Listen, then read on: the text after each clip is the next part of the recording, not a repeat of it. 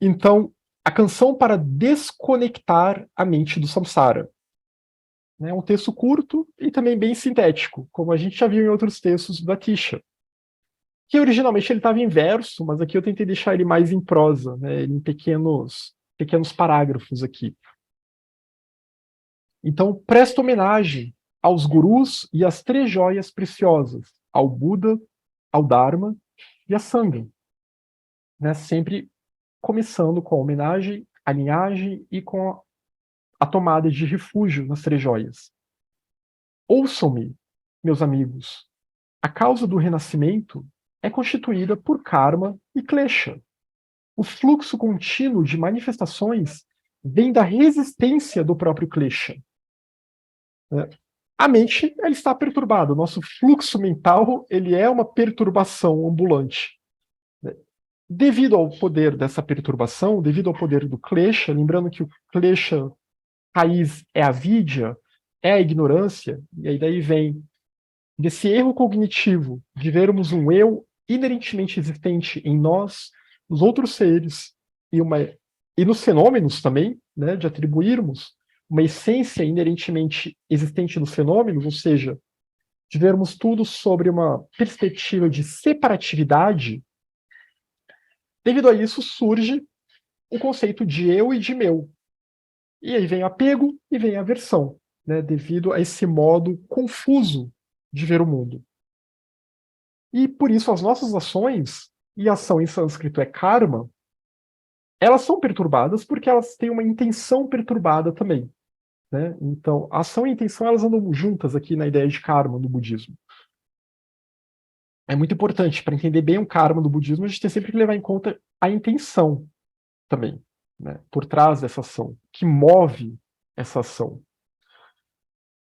que nos move o como somos movidos, né? O que pensamos e como somos pensados.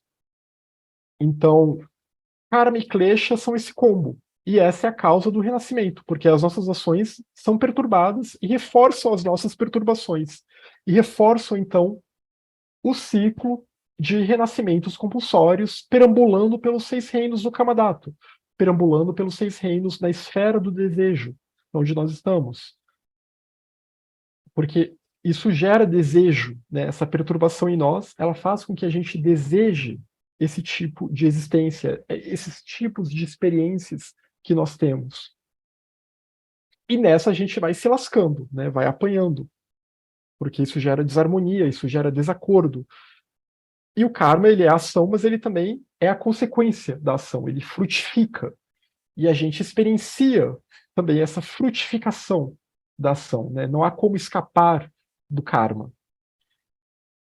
E esse é esse fluxo contínuo de manifestações que vem da resistência do próprio klesha. Os kleshas, eles são resistentes, né? A gente não os remove facilmente, não se remove com estalar de dedos, não se remove subitamente.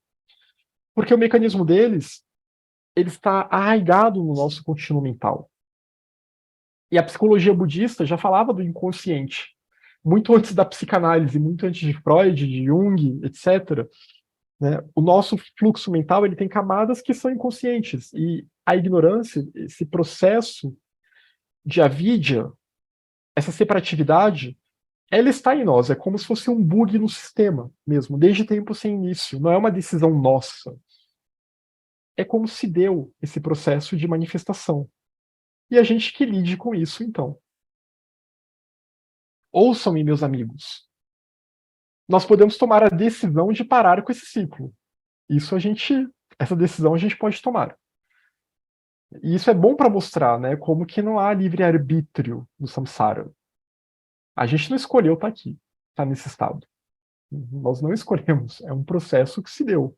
A gente pode ir lá para as cosmogonias indianas, para as cosmogonias do Kalachakra, das instâncias de Dzyan, para tentar entender o que aconteceu, etc. Mas nós não escolhemos isso para nós. Isso já mostra que o nosso poder de escolha aqui ele é limitado, né? Ele é condicionado. Então, ouçam-me, meus amigos. Tudo isso vem do karma. E o karma, por seu turno, vem dos kleshas. Né? Tudo que a gente sofre vem do nosso karma. As nossas alegrias, o samsara, vem do nosso karma. Mas o que é o karma? É a ação.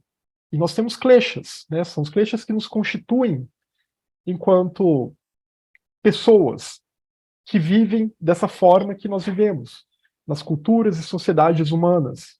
E os outros seres também, que estão afligidos por kleshas. Então, as nossas ações são kleshadas, são guiadas pelo karma. E lembrando que o karma ele tem 3 níveis, né? Ele é de corpo, ele é de fala e ele é de mente também. Então, as nossas ações de corpo, como a gente age no mundo, o que a gente faz com o nosso corpo, o que a gente ingere, etc.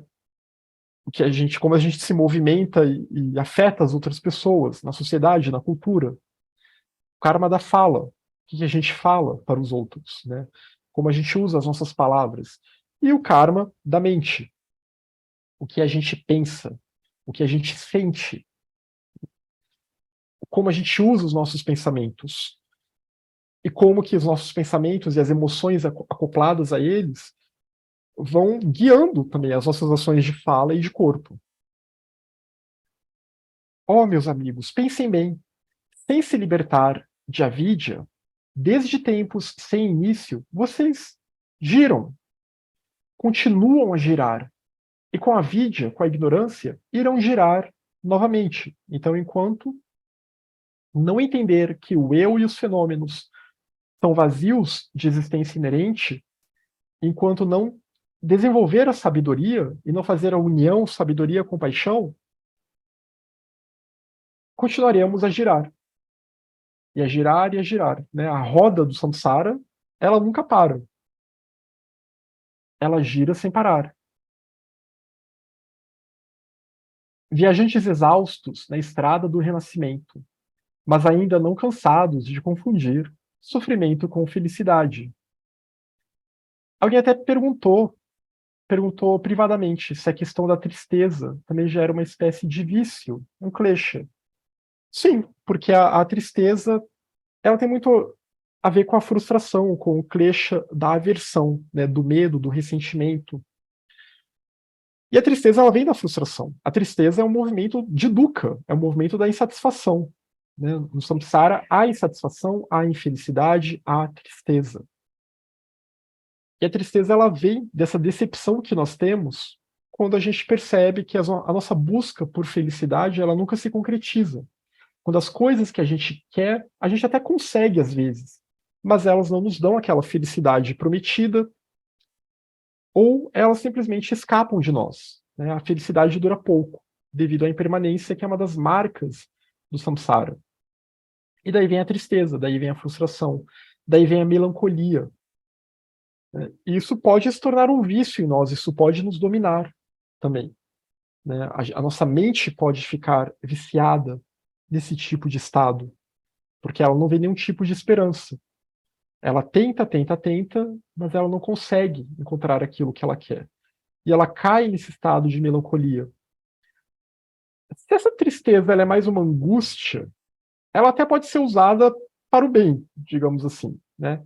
Ela pode ser usada como uma forma de desilusão com o samsara, de desilusão com coisas que não funcionam mais, desilusão com hábitos que talvez não sejam os mais adequados para a nossa vida. E essa desilusão, então, ela pode nos impulsionar para a ação, pode nos impulsionar para mudanças na nossa vida. Né? Muita gente chega ao budismo por angústia, por tristeza, por desilusão. Porque a gente começa a pensar sobre a existência, né? E o budismo é uma filosofia muito existencial. E a gente só vê decepção, a gente só vê tristeza. Só que a gente não pode ficar na tristeza para sempre. Né? A gente se dá conta, se desilude. E aí busca um novo modo de vida. Né? Busca se libertar disso que nos causa tristeza.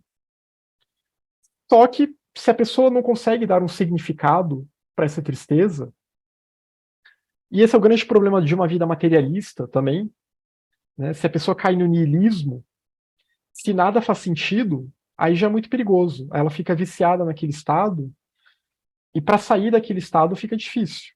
Né? E aí pode vir a depressão, né? Pode vir uma melancolia profunda mesmo. Eu não sou psicanalista, né? E sempre bom lembrar que budismo não é psicoterapia, budismo não é psicanálise, nem nada disso, é um caminho espiritual, mas a psicanálise ela vai falar da tristeza, do luto e da melancolia, né? O Freud falava nisso. Que é normal a gente ter luto por coisas que a gente perdeu, ficar triste, chorar, e a gente tem que se permitir ter esse luto. E é uma ideia que está ok com o budismo também. Né? Se a gente ficar numa felicidade estúpida toda hora, tentando esconder debaixo do tapete, a gente só está reforçando a ilusão do samsara. Se a gente não olha a morte como algo triste, se a gente não olha a doença como algo triste, a gente está virando alguma outra coisa que não é mais um ser humano comum, normal, e também não é alguém iluminado, né? Tá virando ou uma pessoa, não sei, algum tipo de psicopata, alguma coisa assim. A gente está fechando os olhos para a dor, ou está se alienando completamente, né? Está se alienando completamente num tipo de uma viagem egóica, uma ego trip narcisista. Pode até ser. Né? Que a gente vê muitas dessas literaturas pseudo-esotéricas, coaches, etc., que falam disso, né? Para a gente nunca ter tristeza, nunca ter sentimentos negativos, só vibrar no positivo, só pensar no que há de bom.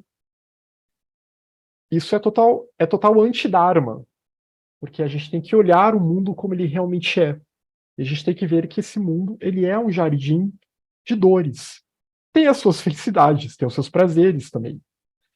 Mas nele também há dores. Nós estamos numa realidade dual.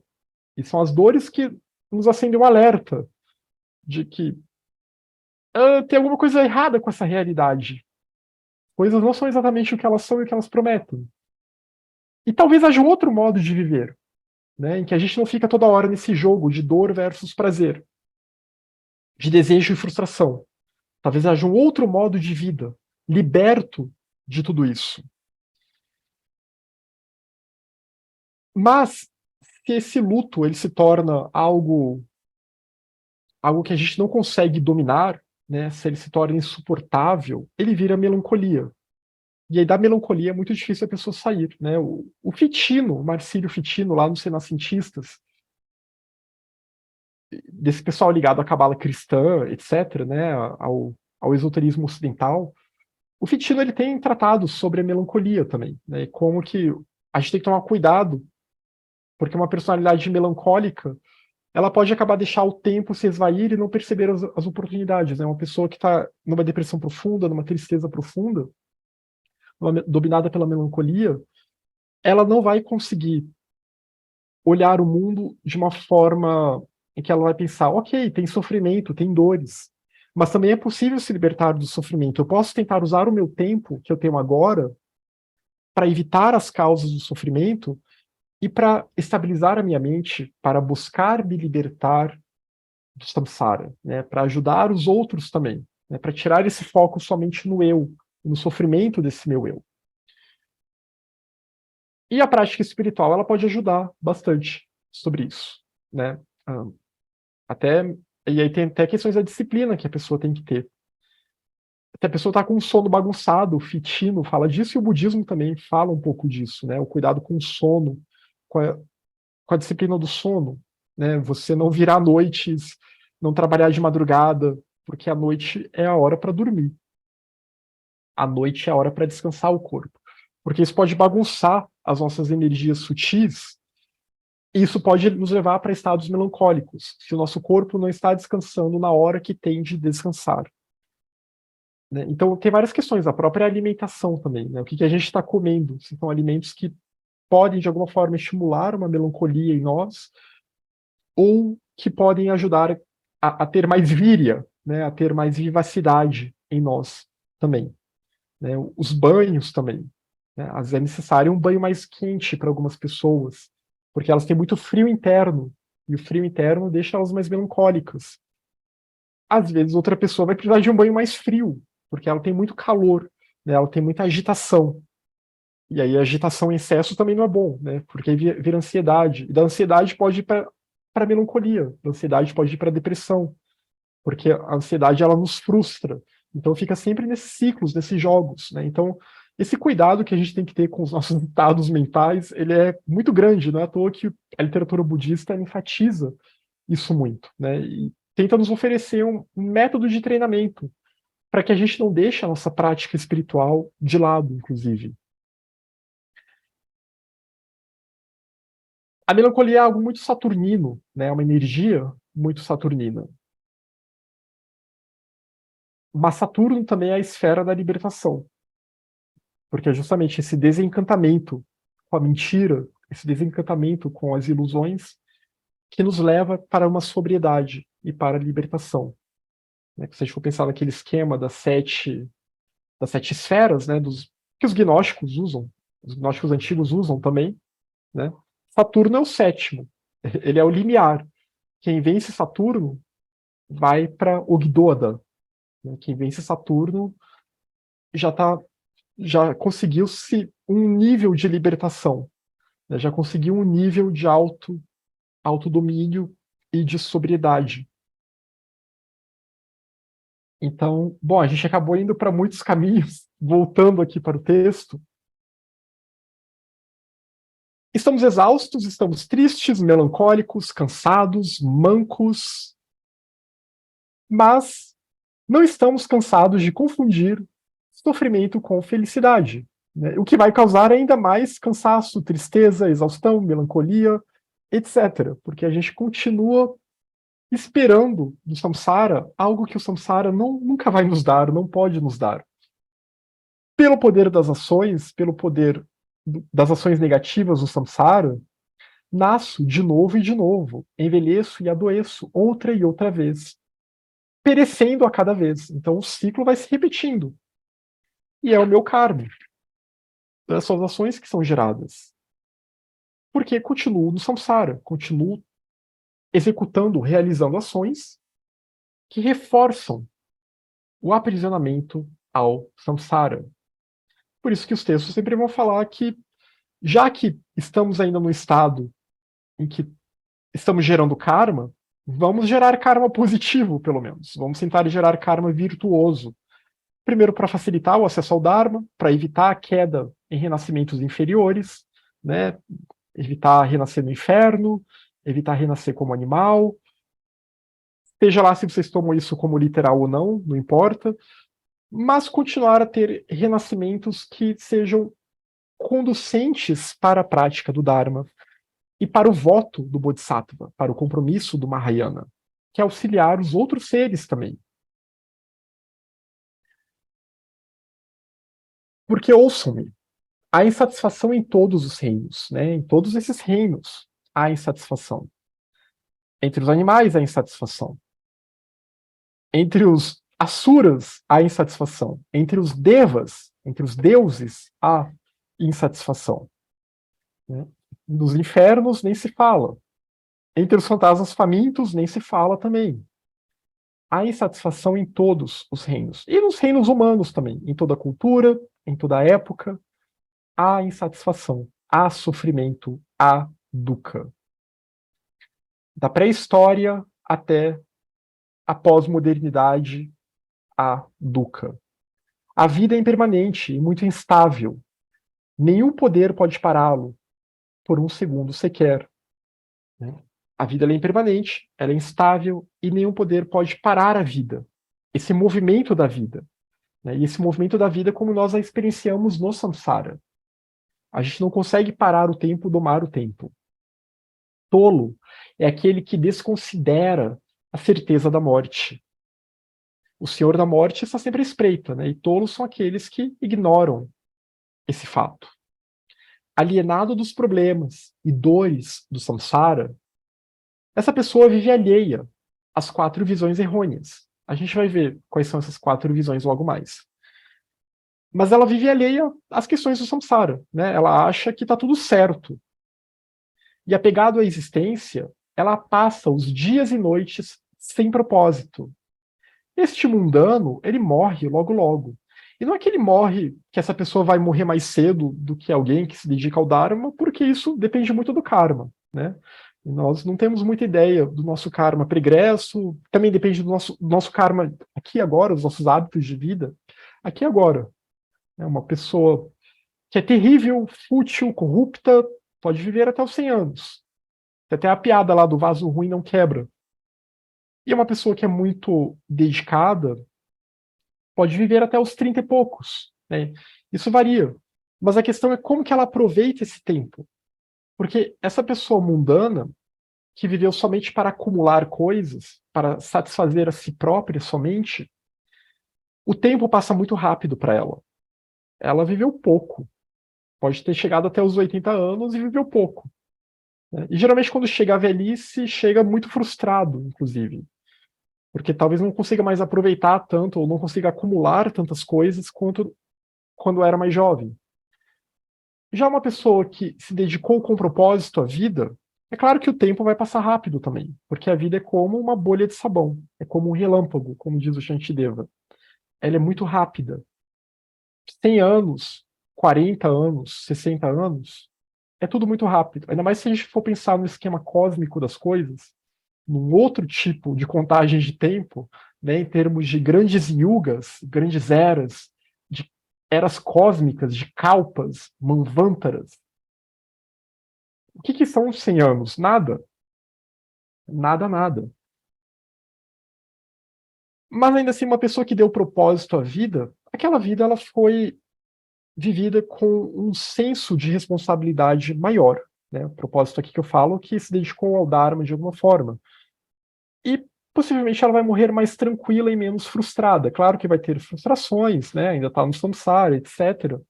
Muita coisa não pôde ser feita, não conseguiu se libertar e tudo mais. Mas ela morre mais tranquila, né? Com uma mente mais tranquila, uma mente mais focada. Inclusive, na hora da morte, isso facilita o processo, né, da transição. Se a mente estiver mais focada, mais tranquila, num estado mais virtuoso.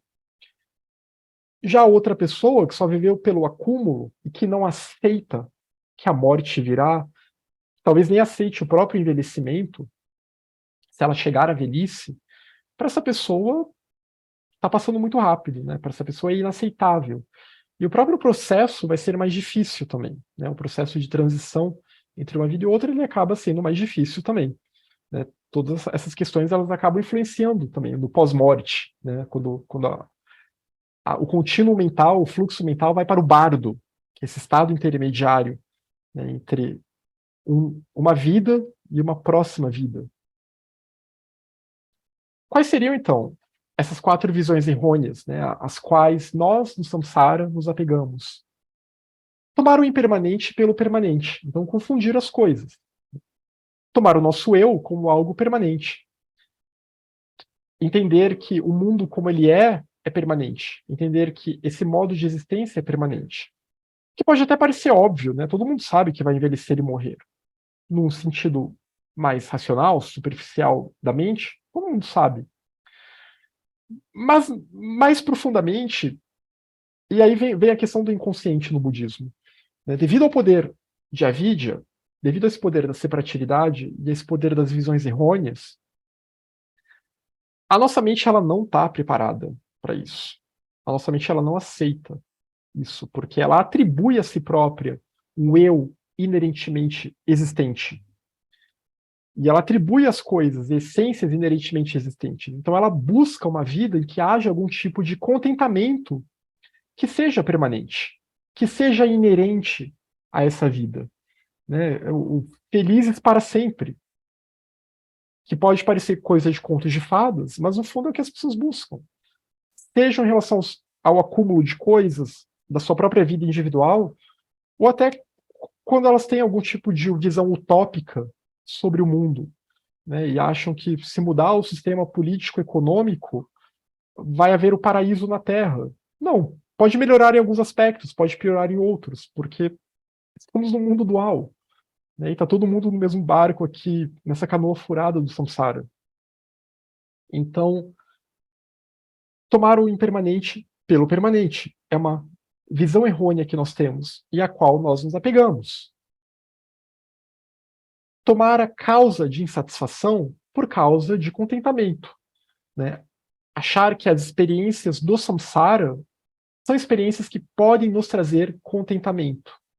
Elas podem nos trazer prazeres, alegrias, felicidades passageiras, fugazes. Mas não isso aqui que eu traduzi como contentamento, que seria uma felicidade plena, uma felicidade estável, inquebrantável. Isso não. Mas mesmo assim a gente busca, né? E isso acontece na nossa vida. A gente idealiza tanto uma coisa, desde situações até meio bem triviais, né? A pessoa mudou de um emprego, foi para outro, ela conseguiu uma grande conquista na vida dela, talvez foi para um emprego melhor, talvez concluiu alguma etapa na vida dela, né? Se formou, etc. Conquistas importantes, né? Para a vida, para a pessoa não morrer de fome nem nada. Mas ela acha que aquilo vai lhe trazer algum tipo de felicidade plena, e no começo ela pode estar realmente maravilhada com toda aquela situação, aquele ambiente novo, pessoas novas, pode gostar daquele trabalho, mas é claro que com o tempo vem a frustração, com o tempo vem os conflitos, com o tempo os nossos humores mudam, com o tempo vem o cansaço, vem a preguiça de continuar fazendo aquilo, estar naquele ambiente, estar naquela rotina. Então, vem mais e mais insatisfação. Né? Óbvio que aquilo não seria uma causa de contentamento. E aqui é um exemplo bem trivial, né? E é claro que tem outras coisas mais problemáticas, né? Quando a gente realmente busca estilos de vida que são destrutivos para nós, né? Que desde usar substâncias que vão nos destruir, ou um próprio estilo de vida da maioria das sociedades atuais, né? Do mundo atual. O modelo de vida do mundo atual que está destruindo o planeta. A troco de quê? O que ele está trazendo para nós? Que tipo de contentamento que nos traz? Mas a humanidade está disposta a dobrar a aposta, né? A destruir o planeta em busca de algum tipo de contentamento, não sei o quê. A humanidade, ou melhor, aqueles que detêm o poder, né, para tomar esse tipo de decisão, mas que também não deixam de ser um reflexo nas sociedades democráticas daqueles que colocam essas pessoas no poder também, né? Então, é uma mentalidade que domina a humanidade, nessa mentalidade predatória, porque isso é o poder de avidia também, é o poder da ignorância. Tomar o impuro pelo puro, o que também tem a ver com isso, né? Confundir o que é impuro e achar que é puro. Achar que estados mentais, quando a gente fala em pureza e impureza no budismo, tudo aquilo que estimula os nossos kleshas é impuro. Os kleshas são impureza, eles são máculas na nossa mente. E o que é puro é tudo aquilo que estimula o que é virtuoso, que é auspicioso, que é conducente para a libertação, para a compaixão, para a sabedoria, né, que é conducente para entender e compreender a interdependência de todas as coisas, a unidade de todas as coisas. Porque a natureza última de todas as coisas, Dharmata, ela é pura, ela é prístina. Então, tudo que nos aproxima da natureza última de todas as coisas, tudo que nos aproxima da natureza absoluta de todas as coisas. Só que a gente confunde, né? A gente não consegue perceber essa natureza porque a gente acha que no samsara há coisas que de alguma forma vão nos dar algum tipo de pureza, há coisas que podem nos dar algum tipo de felicidade, mesmo que sejam coisas que na verdade só reforçam os nossos vícios, só reforçam os nossos kleshas, né? Só reforçam o nosso apego a esse modo de existência. E é claro que em termos de prática espiritual também, né? Não dá para não falar disso, mas práticas espirituais que de alguma forma estimulam os vícios em nós, ao invés de desestimularem esses vícios, né? Ao invés de tirarem o foco desses vícios. Isso também é impuro, mas muitas pessoas veem essas práticas como sendo puras, né? Práticas que estimulam o ódio, etc. Tomar o relativo e o enganoso pelo último e o absoluto. Então, confundir o relativo e o enganoso como sendo o último e o absoluto. Não perceber que essa realidade aqui, que nós vemos, tocamos, cheiramos, ouvimos, sentimos, degustamos, é somente a realidade relativa. Ela não é a realidade última dos fenômenos. Ela não é a natureza última das coisas. Mas como nós não conseguimos ver isso, devido de novo ao poder da ignorância, nós confundimos o relativo pelo último. Nós entendemos então que isso aqui é tudo que há. Isso aqui é de fato o último. Isso aqui é de fato o nosso mundo. Ou então a gente projeta, né, cria deuses e Deus que só refletem o que há de pior em nós também. E buscamos um tipo de céu que é só uma repetição desse mundo aqui em que estamos. Né? Todo mundo ainda continuando com esse mesmo senso de separatividade também. Né? As religiões fazem muito isso nas suas vertentes mais dogmáticas, exotéricas, né, que caem nesses tipos de ortodoxias, etc. Acabam fazendo isso muito também.